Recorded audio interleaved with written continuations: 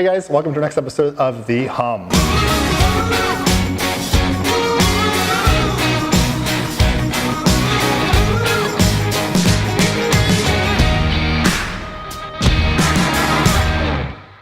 We're a small agency here, which means we wear lots of hats. It's we're definitely not defined roles, right?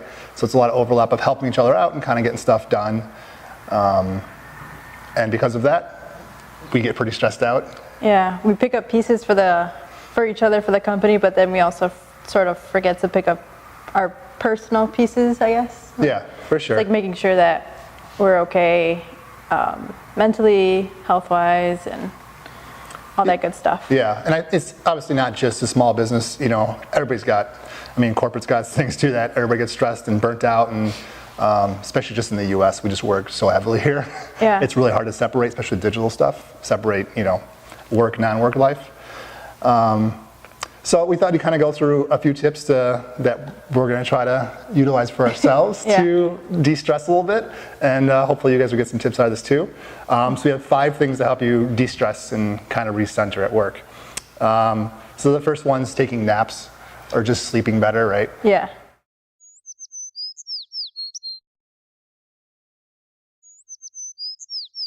We all know how important sleep is to us, and when you're stressing, it's hard to go to sleep because you're just waking up constantly thinking about those things. Mm-hmm.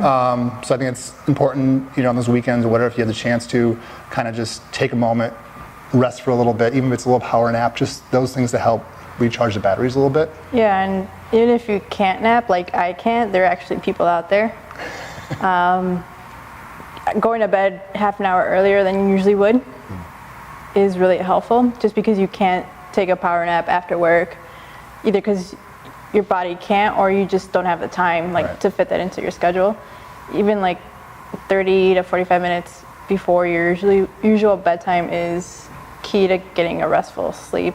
Yeah, that's a good tip. One of the things is just learning to relax and kind of enjoy some of the things you maybe don't leave time to do. Listening to your own music or something. Hey, what are you listening to? Our workplace here, we've got Sonos going and stuff, and that keeps it fun and kind of loose to everything, but a lot of times you're listening to shared other people's music, which is fine, but maybe when you're a little more stressed, you get annoyed by certain songs that come on, or you just want to kind of zone out and get into your own stuff. Everybody's got their own hobbies that kind of can find just to kind of step away, but that's kind of one way to... Yeah, that's during the work day. Mm-hmm. I guess after work is just putting the phone away, putting anything that could be connected to work in any way out of your mind for an hour at least, just so that, dedicate your time to yourself, to eating if you don't eat during the day because the work is so busy. Make a nice meal, treat yourself, go out to eat. Little things like that change up the routine will help the next day at work. Absolutely. Yeah, you can definitely feel like you're in a grind if it's just the same thing. Go to bed late, you're still tired, you wake up same time, go to work, you probably, it's just kind of, you get stuck and I feel like it's endless. Mm-hmm. Just breaking up kind of, shakes things up, makes it interesting. So another thing is kind of going off eating a little bit is maybe try to find healthy snacks that you enjoy. Less granola bar. Sometimes just being in the office or making easy lunches and stuff, you're kind of just snacking on junk food all the day, which definitely brings energy down after that sugar rush kind of, leaves you. Yeah. So I think it's just a quick way of just, packing nuts or, things that can kind of give you a little protein, a little energy. Cuties, yep, that's a favorite here. If you're listening, cuties, we would love some in the office. Feel free to sponsor the Humm Show. That'd be great. Another thing too, I think, is about journaling. Hey, can I borrow your pen for a second? Thank you. Yeah. Be able to kind of sit down and reflect on your own thoughts, right? It's not just from one screen to another, just click, keep going, moving, think about client to client. Yeah, you can take a break during the day instead of writing something down that could be easily written down on a notepad on the computer. Take that off into just a piece of paper and break it down. Yeah. Sometimes visualizing it does help.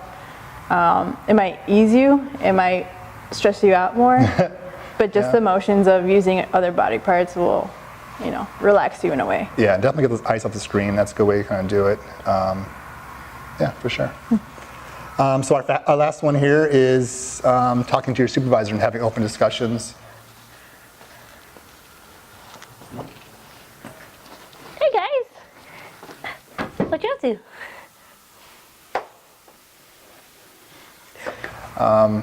Every business, they're running on making sure their employees are happy and productive so they continue to do good work. And when our employees are in stress, they're going to, obviously be annoyed more, maybe not work as hard. It's just the human body breaking down. It's just, you're overwhelmed and you can't work as efficiently.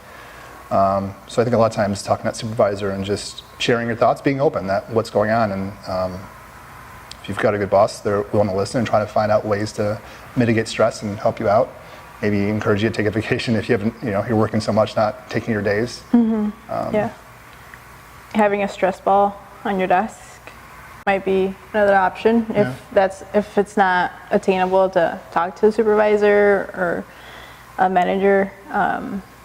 It's one way to sort of relieve the stress. You can also talk to people outside of work that are a neutral party. That'll just be a listening ear to hear you vent or anything. Just getting it out of your system would really benefit, even if the changes can't be made or you're going through a hierarchy. Yeah.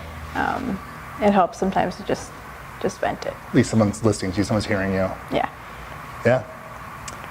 Yeah, that's pretty good. 5 little tips just to kind of, think about staying out of that routine all the time and taking time for yourself and kind of trying to recharge as best you can. And it really helps if you love what you do. Everybody's got to work, but if you can find something that you love to do, and definitely helps. Yeah. So thanks for watching, guys. If you have any tips, anything that you do that could also help for other people, that'd be great. Leave them in the comments. That'd be really cool to see. Please share. Yeah. Alrighty. Thanks so much, guys. Give us a thumbs up.